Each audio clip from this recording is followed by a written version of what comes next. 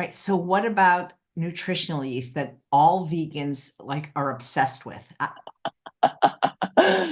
Oh, this is going to torture. Yeah, I remember I had a client and she had two daughters that were, more on the ADHD category, right? Super, super hyper. They were very, they had lots of learning disabilities because of their ADHD.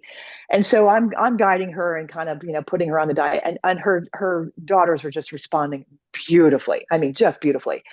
And about 2 months into it, she calls me up, arranges an appointment, emergency appointment. And she's like, I don't know what's going on. We were doing so well. And like, it's like everything has just come back. And I said, okay, let's just go through things, with a fine tooth comb.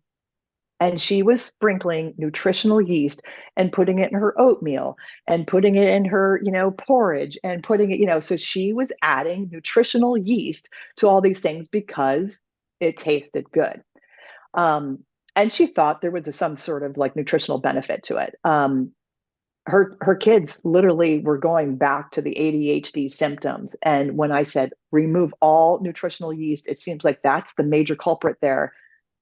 She was able to have her different symptoms there. It was just the nutritional yeast added to the diet, and she was doing copious amounts. It sounded like, yeah, it's got a lot of glutamate.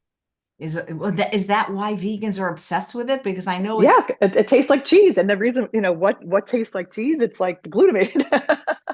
wow. Because I like it, but I get such stomach pains when I eat it, even in small amounts. There you go. Yeah, because that, it's causing a lot of that, probably the bloating and stomach ache, but glutamate signaling is associated with pain.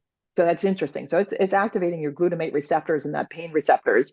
Um, but yes, nutritional yeast extract, it has a significant amount of glutamate. That's kind of why people like the taste.